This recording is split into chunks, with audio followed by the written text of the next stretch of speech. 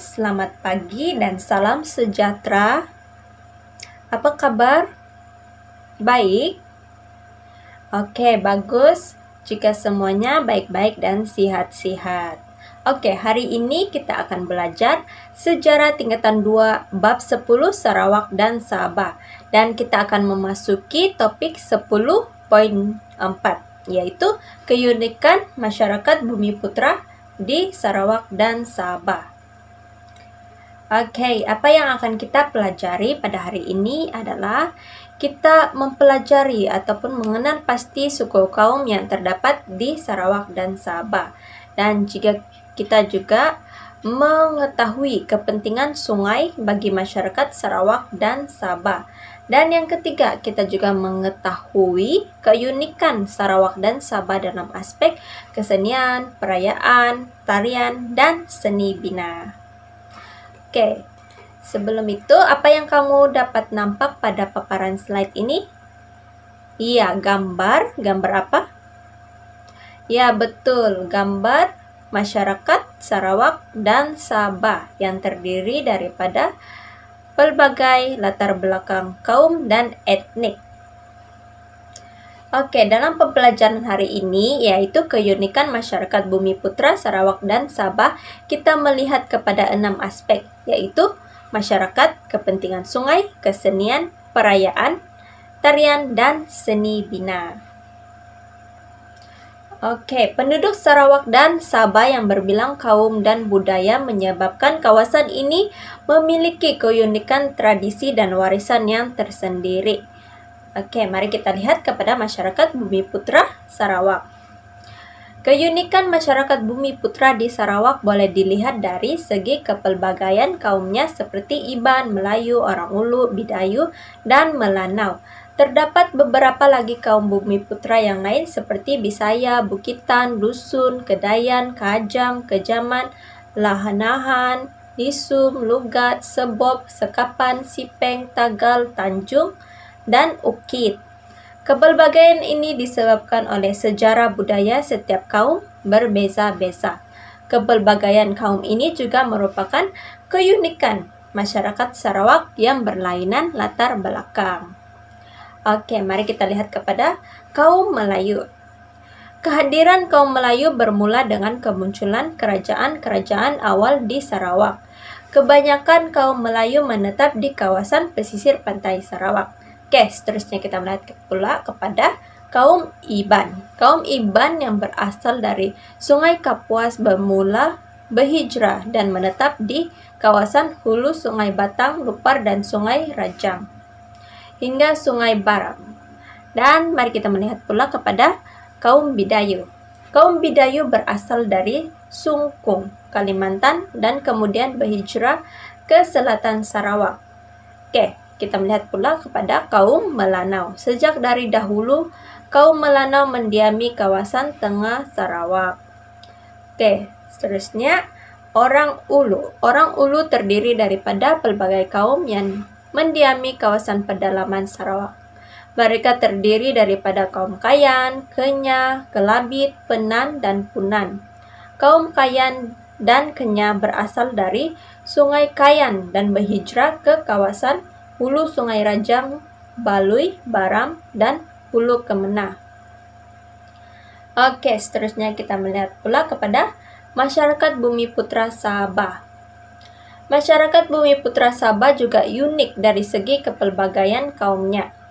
Kepelbagaian sejarah budaya setiap kaum menyebabkan masyarakat di Sabah mempunyai keunikan tradisi yang tersendiri. Keunikan kaum ini boleh dilihat mengikut kaum-kaum seperti Kadasan Dusun, Murut, Bajau, Suluk, dan Orang Sungai. Terdapat beberapa kaum lain di Sabah seperti Balabak ataupun Molbok, Binadan, Bisaya, Bulungan, Idahan, Kadayan, Burunai, Iranun, Kokos, Lundaye, Rungus, Tagas, dan Tatana. Oke, mari kita lihat kepada kaum Kadazan Dusun. Kebanyakan kaum Kadazan Dusun mendiami kawasan Penampang, Papar, Tuaran, Tambunan, dan Ranau. Menurut catatan sejarah, Nama dusun diberi oleh orang Brunei yang bermaksud petani pedalaman. Oke, kita melihat pula kepada kaum ataupun etnik Bajau Sama. Terdapat dua pendapat tentang asal-usul kaum Bajau Sama, yaitu dari Sambuangan ataupun Sambuaga dan Johor. Kebanyakan kaum Bajau Sama menetap di kawasan pantai timur dan pantai barat Sabah. Keunikan kaum Bajau Sama yang tinggal di kawasan pantai barat Sabah ialah budaya menunggang kuda. Oke, seterusnya kita lihat pula kepada kaum ataupun etnik Murut. Kebanyakan kaum Murut tinggal di kawasan Tenom hingga Kalabakan. Menurut catatan sejarah, nama Murut diberikan oleh orang Brunei yang bermaksud orang bukit ataupun orang dari pedalaman pegunungan yang terpencil. Oke, seterusnya kita melihat pula kepada kaum Suluk. Suluk berasal dari Kepulauan Sulu dan ramai yang menetap di kawasan pantai timur Sabah. Dan kita melihat pula kepada kaum ataupun etnik orang sungai. Kebanyakannya tinggal di kawasan Kinabatangan, Sungai Sugut, Sungai Paitan, dan Sungai Labuk. Mereka dikenali sebagai pelbagai nama mengikut tempat tinggal seperti Tumpas dan Bulu Tupi. Oke, sebelum itu tahukah murid-murid bahwa Tamu merupakan pasar yang terbuka dan sudah menjadi warisan sejak dahulu lagi. Di pasar Tamu terdapat jualan pelbagai barangan seperti barang-barang basah, bobohan, kraftangan, dan pakaian. Tamu menjadi tempat pertemuan kaum-kaum di Sabah. Oke, seterusnya kita melihat kepentingan sungai kepada masyarakat Sarawak dan Sabah. Sungai telah memainkan peranan penting kepada masyarakat di Sarawak dan Sabah sejak turun-temurun. Kepentingannya boleh dilihat hingga hari ini. Sungai digunakan dalam kegiatan harian penduduk seperti alat perhubungan, kawasan pertempatan, sumber rezeki, kegiatan perdagangan, dan aktiviti rekreasi. Sungai menjadi sumber bekalan air untuk minum, mandi, dan membasuh pakaian, serta pinggan mangkuk. Sampan dan bot menjadi pengangkutan utama untuk membawa penumpang dan barangan melalui sungai. Seterusnya, sungai menjadi kawasan pertempatan yang dikenali sebagai kampung air. Dan seterusnya, sungai merupakan sumber rezeki kepada penduduk di kawasan sekitar sungai. Dan masyarakat menjalankan kegiatan perdagangan dan jual beli di sungai sejak berzaman-zaman lagi.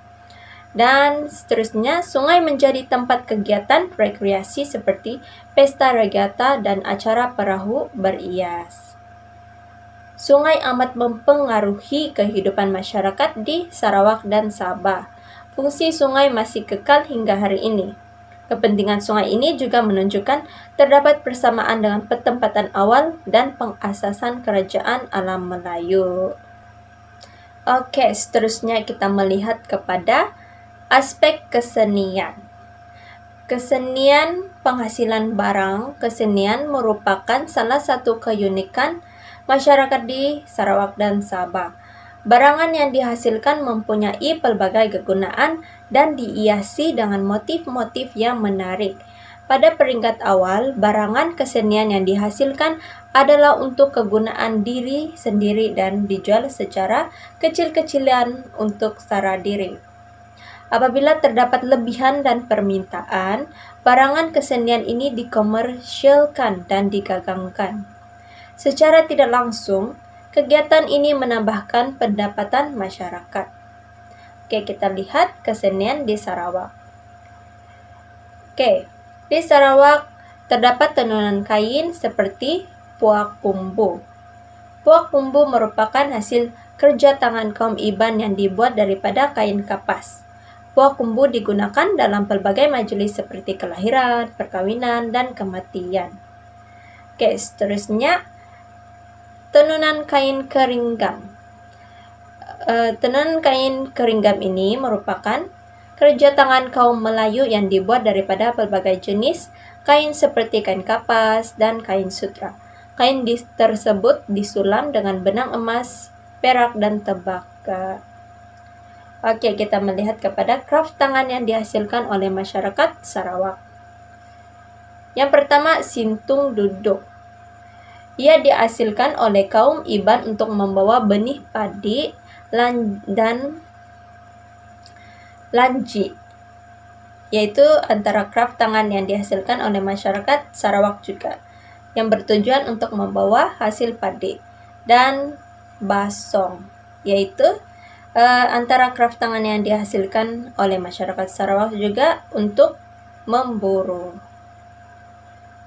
Oke, orang Ulu pula menghiasi bakul mereka dengan manik, simbol-simbol naga, manusia, burung kenyalang, dan harimau yang dihiasi pada bakulnya digunakan oleh golongan atasan. Kaum Melanau pula menghasilkan penutup kepala, yaitu dikenali sebagai terendak. Ia digunakan semasa kerja-kerja harian dan adat tertentu, termasuklah pesta kaul. Kita lihat pula kepada kesenian pertukangan masyarakat Sarawak. Tiang totem dihasilkan oleh orang Ulu yang melambangkan status masyarakat. Hanya mayat golongan atasan boleh diletak tinggi di atas tiang ini. Seterusnya, patung burung kenyalang. Patung burung kenyalang merupakan lambang kepahlawanan kaum Iban. Ukiran patung ini digunakan sebagai pemberi semangat kepada pahlawan Iban. Patung ini juga menjadi penjaga rumah panjang daripada semangat jahat dan penyakit. Oke, seterusnya kita melihat pula kesenian yang dihasilkan oleh masyarakat Sabah. Oke, yang pertama, tenunan kain. Kaum Rungus mengubah inavol dan menghasilkan selendang yang berwarna-warni. Kaum Iranun menghasilkan kain dastar yang biasa digunakan sebagai tanjak. Oke, dalam craft tangan, masyarakat di kawasan pedalaman menghasilkan bakul yang mempunyai pelbagai kegunaan seperti wakit untuk membawa barang-barang yang besar dan tayen untuk membawa hasil dari kebun dan barang hantaran perkawinan, dan buan sebagai tempat menyimpan barang. Oke, kaum Bajau Sama menghasilkan pelbagai barangan yang berwarna-warni daripada daun serdang, seperti tikar pandan dan duang ataupun tudung saji. Oke, kita melihat pula dalam pertukangan yang dihasilkan oleh masyarakat Sabah. Kaum Bajau Sama masih mewarisi cara pembuatan barangan besi seperti guuk, badi, dan pida. Badi digunakan untuk memotong rumput dan pida digunakan untuk upacara perkawinan. Oke, tahukah murid-murid semua bahwa jaket kulit kayu merupakan hasil kesenian yang dihasilkan oleh penduduk pendalaman Sabah seperti kaum Murut. Oke, hasil kesenian masyarakat Sarawak dan Sabah mempunyai keunikan yang tersendiri. Hasil-hasil seni ini digunakan untuk kegunaan harian dan dalam upacara adat tertentu. Kita perlulah menghargai warisan kesenian yang unik dan unggul ini. Oke, seterusnya kita teruskan pula dalam aspek perayaan. Perayaan merupakan warisan masyarakat Sarawak dan Sabah yang unik. Sambutan perayaannya penuh dengan adat yang diamalkan sejak bersamaan zaman dan kekal hingga hari ini. Setiap perayaan mempunyai sejarah tradisinya yang tersendiri dan unik. Oke, kita lihat pula dalam perayaan negeri Sarawak. Masyarakat di Sarawak mempunyai pelbagai perayaan yang berdasarkan kaum Iban, Bidayu, dan orang Ulu merayakan pesta menuai atau gawai Dayak. Bagi masyarakat Iban pula, upacara miring diadakan semasa gawai Dayak. Upacara ini dilakukan untuk menyatakan rasa terima kasih kepada petara ataupun Tuhan. Salah satu keunikan gawai Dayak ialah acara kumang dan keling gawai, yaitu pemilihan ratu cantik dan jejaka tampan. Kaum Bisaya dan Kedayan pula masing-masing mengadakan pesta bubulang dan makan tahun. Pesta babulang merupakan pesta menuai, manakala makan tahun diadakan sebagai tanda kesyukuran atas hasil yang diperoleh oleh petani. Lumbah kerbau merupakan salah satu acara dalam pesta babulang. Kaum Melanau pula mengadakan pesta kaul yang bertujuan untuk mengelakkan malapetaka buruk oleh roh jahat yang dipanggil sebagai Ipok. Acara Tibau diadakan sempena pesta kaul, yaitu permainan berayun oleh golongan lelaki. Oke, seterusnya kita melihat pula perayaan yang dirayakan di Sabah. Salah satu perayaan yang unik dalam masyarakat Sabah ialah Pesta Keamatan. Dari segi sejarah dan budaya, perayaan ini dirayakan oleh penduduk Kadazan Dusun dan Murut. Perayaan ini merupakan simbol kesyukuran untuk meraihkan semangat padi atau Bambazon atau Babarayon. Upacara kesyukuran kepada semangat padi ini dijalankan oleh Bobohizan atau Bobolian. Dengan melakukan upacara kesyukuran ini, penduduk berharap agar tahun hadapan mereka akan mendapat lebih banyak hasil tuaian padi. Antara acara yang diadakan dalam pesta ini termasuklah pertandingan Ratu Cantik atau Unduk Madau. Acara ini berkaitan dengan asal-usul pengorbanan hominodun. Menurut kepercayaan kaum Kadazan Dusun, Hominidun merupakan seorang putri, yaitu anak Kinoingan ataupun Minamangun atau pencipta yang mengorbankan dirinya untuk membantu manusia dalam kesusahan semasa musim kemarau.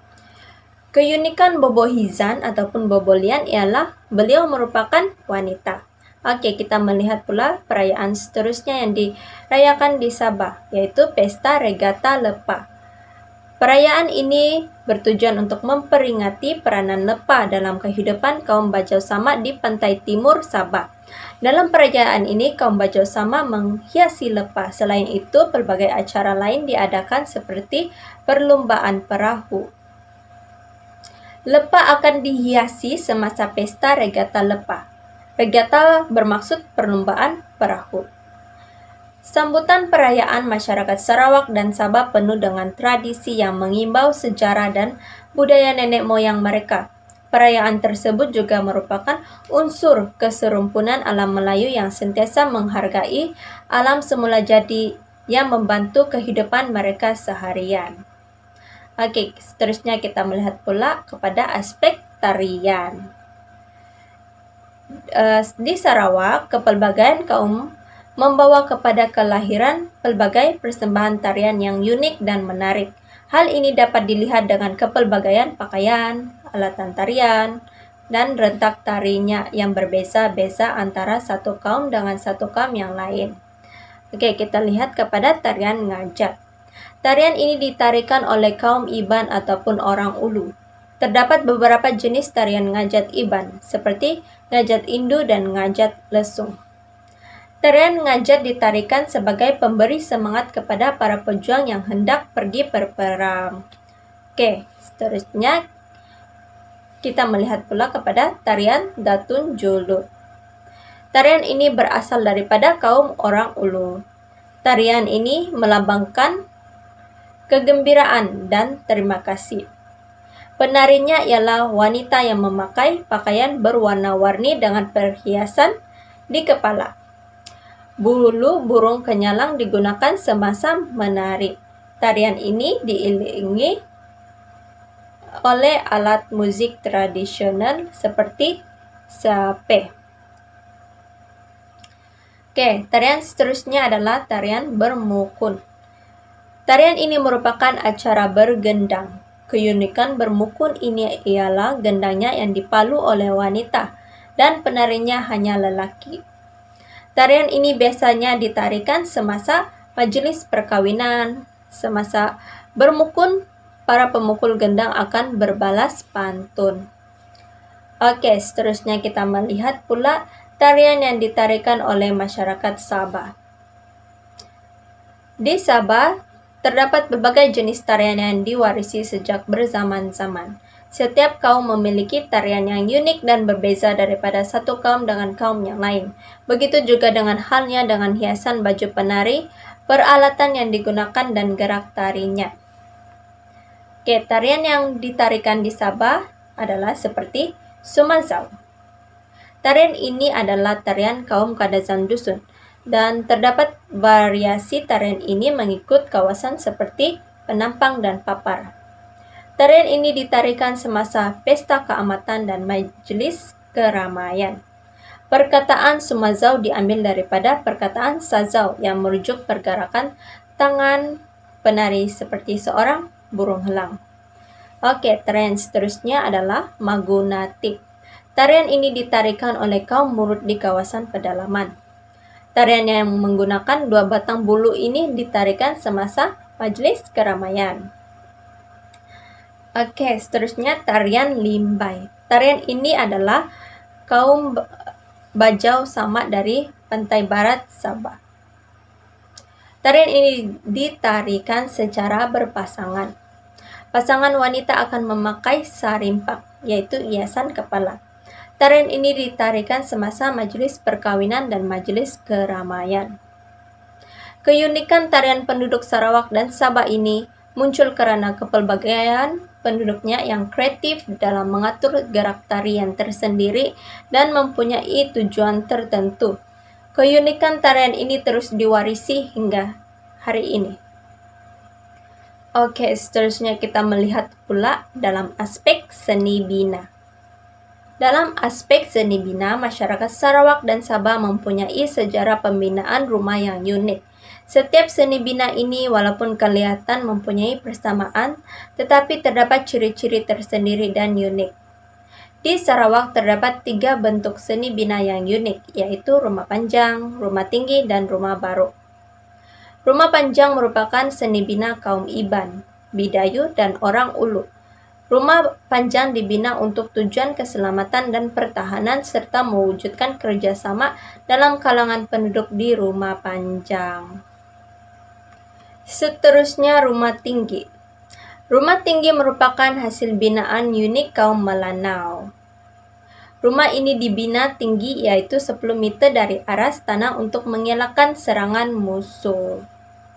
Dan seterusnya rumah barok. Rumah barok merupakan seni bina tersendiri yang dihasilkan oleh kaum Bidayu. Seni bina barok ini ialah bulat dan berbentuk kon dengan puncaknya dihiasi dengan melambangkan burung kenyalang. Seni bina rumah di Sarawak mempunyai persamaan dari segi bahan binaannya, yaitu menggunakan sumber hutan. Namun begitu, setiap kaum menggunakan kebijaksanaan masing-masing untuk membentuk seni bina yang tersendiri. Oke, kita lihat pula seni bina yang dihasilkan oleh masyarakat di Sabah. Di Sabah terdapat juga rumah panjang. Namun begitu, rumah panjang ini direka dengan beberapa ciri tersendiri dan unik. Keunikan seni bina masyarakat Sabah ini terserah lagi dengan menjadikan perahu sebagai kediaman di kawasan pantai timur Sabah. Oke, yang pertama adalah rumah rungus. Kaum rungus juga membina rumah panjang yang dikenali sebagai binatang. Keistimewaan rumah panjang rungus ini adalah bilik tidurnya dibina dengan kedudukan kepala pada sudut tepat ke arah Gunung Kinabalu. Rumah panjang ini menjadi kediaman dan kubu pertahanan daripada serangan musuh. Kaum rungus membina rumah ini untuk mewujudkan semangat bekerjasama dan melindungi ahli-ahlinya. Oke, seterusnya rumah panjang Murut. Kaum Murut juga membina rumah panjang. Terdapat berbagai nama yang merujuk rumah panjang Murut seperti Tulus dan Pahun. Rumah panjang ini dibina atas faktor keselamatan dan pertahanan. Keunikan rumah panjang ini boleh dilihat dengan pintu rumahnya yang dibina di tepi rumah dan terdapat ruang memanjang yang memisahkan bilik-bilik keluarga. Di bagian tengah pula terdapat tempat pertemuan dan lantai untuk tarian dan lansaran. Oke, seterusnya lepa. Lepa merupakan perahu yang dibuat oleh kaum Bajau Samak di pantai timur Sabah yang bukan saja untuk mengangkut barang tetapi dijadikan tempat kediaman. Pembinaan rumah masyarakat Sabah sangat unik karena mereka menggunakan kebijaksanaan untuk menghasilkan rumah yang mempunyai ciri-ciri budaya mereka sendiri. Masyarakat Sarawak dan Sabah menggunakan kebijaksanaan mereka dalam memanfaatkan sumber alam sekitar untuk meneruskan kelangsungan hidup. Mereka juga menerima pengaruh luar, terutama daripada alam Melayu untuk meningkatkan kualiti hidup yang lebih baik. Hal ini menyadarkan kita bahwa kerajinan dan sikap terbuka membantu kemajuan diri dan negara. Apa yang telah kita pelajari hari ini adalah kita mempelajari ataupun mengenal pasti suku kaum yang terdapat di Sarawak dan Sabah. Di samping itu juga kita mengetahui kepentingan sungai bagi masyarakat Sarawak dan Sabah. Dan kita juga mengetahui ataupun memahami ataupun mendalami keunikan Sarawak dan Sabah dalam aspek kesenian, perayaan, tarian, dan seni bina. Oke, ada apa soalan? Paham? Oke, bagus. Jika tidak ada apa-apa soalan ataupun pertanyaan, kita akan teruskan pembelajaran kita pada hari ini dengan menjawab soalan, tugasan, dan kuis.